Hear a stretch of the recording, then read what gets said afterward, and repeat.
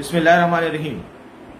آج صدر مملکت جناب عارف علوی کی جانب سے ایک ٹویٹ جاری کی گئی جس میں انہوں نے آرمی ایکٹ اور آفیشل سیکرٹ ایکٹ میں ترامیم کے حوالے سے جو قانون سازی ہونی تھی اس پر اپنے خیالات کا اظہار کیا اور یہ کہا کہ ان دونوں بلز کی منظوری سے وہ متفق نہیں ہیں اور جب یہ بلز ان کے سامنے پیش کیے گئے تو انہوں نے ان سے اتفاق نہیں کیا۔ معینہ مدت گزرنے کے بعد وہ بل کسی ایک خفیہ پروسیس کے ذریعے ان کو منظور کر دیا گیا اور وہ صدر مملکت کی مرضی کے بغیر گزٹ نوٹیفائی بھی ہو گئے اور آج وہ قانون بھی بن گئے۔ میں یہ سمجھتا ہوں کہ اس پورے معاملے کی تفتیش ہونی چاہیے، تحقیق ہونی چاہیے اور حقائق کو منظر عام پر لانا چاہیے۔ جب تک حقائق منظر عام پر نہیں آئیں گے اس وقت تک اس قانون کو قانون نہیں سمجھا جائے گا۔ یہ قانون غلط ہے، اس کے اندر اس کے پاس کرنے میں جو آئینی طریقہ کار ہے اس کو ملحوظ خاطر نہیں رکھا گیا بلکہ اس کی خلاف ورزی کی گئی ہے۔ آرٹیکل 75 آئین پاکستان بہت واضح ہے۔ آرٹیکل 75 کی شق نمبر 1 جس کو سب آرٹیکل 1 کہتے ہیں اس میں بہت کلیئرٹی کے ساتھ لکھا ہوا ہے کہ صدر مملکت یا تو کسی بل کو منظور کریں گے اور یا اگر وہ منظور نہیں کرتے ان کو کوئی اعتراض ہے تو وہ اس کو واپس بھیجیں گے۔ اس میں کسی تحریری طور پر کسی کمنٹ دینے کے یا تحریری طور پر کسی ادارے کو، چاہے وہ پارلیمنٹ ہو چاہے وزارت قانون ہو، ان کو مطلع کرنے کی کوئی ضرورت نہیں ہے کیونکہ آئین میں یہ درج ہی نہیں ہے، یہ تقاضا ہی نہیں ہے۔ آئین میں صرف ایک اصطلاح استعمال ہوئی ہے کہ اگر صدر مملکت چاہیں تو میسج کے ذریعے وہ متعلقہ ادارے کو، وزارت قانون یا پارلیمانی امور کو وہ مطلع کریں گے۔ میسج میں یہ لازمی نہیں ہے کہ میسج کو تحریری شکل میں لکھ کر بھیجا جائے، میسج زبانی بھی ہو سکتا ہے۔ صدر مملکت اپنے سٹاف کو کہہ سکتے ہیں کہ میں اس بل پر دستخط نہیں کرتا، اس کو واپس بھیجا جائے۔ سٹاف پر لازمی ہے کہ وہ اس کو متعلقہ وزارت کی طرف اس کو بھیجیں اور کہہ دیں ان کو کہ صدر مملکت کی طرف سے یہ پیغام ہے کہ میں اس کو ایکسیپٹ نہیں کرتا۔ پھر کیا ہوگا؟ پھر وہی بل دوبارہ پارلیمنٹ کے سامنے پیش ہوگا اور پارلیمنٹ کے مشترکہ اجلاس میں وہ منظور کیا جائے گا اور جب منظور ہوگا تو تب وہ صدر مملکت کے پاس واپس آئے گا۔ جب واپس آئے گا تو پھر آرٹیکل 75(2) یعنی اس کی شق 2 سب آرٹیکل 2 کے تحت صدر مملکت اگر اس کو ایکسپٹ نہیں کرتے، اس کو اسینٹ نہیں دیتے، اس کی منظوری نہیں دیتے تو وہ آٹومیٹیکلی قانون بن جائے گا۔ اس وقت صدر مملکت کی ٹویٹ اور آج کا جو تنازعہ ہے یہ آرٹیکل 75(2) سے اس کا کوئی تعلق نہیں ہے، اس کا تعلق آرٹیکل 75(1) سے ہے۔ یعنی صدر مملکت کے پاس بل آیا،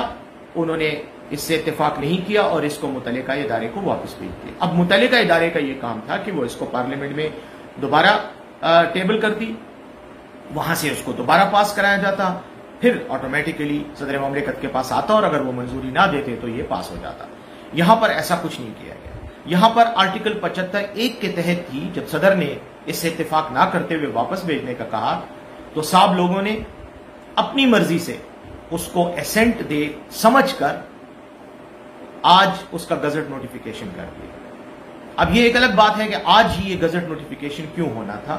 اس کی کچھ سیاسی وجوہات ہیں جن پر آپ بہت اچھی طرح سمجھتے ہیں کہ آج کل جن لوگوں کو ٹارگٹ کیا جا رہا ہے، جن لوگوں کو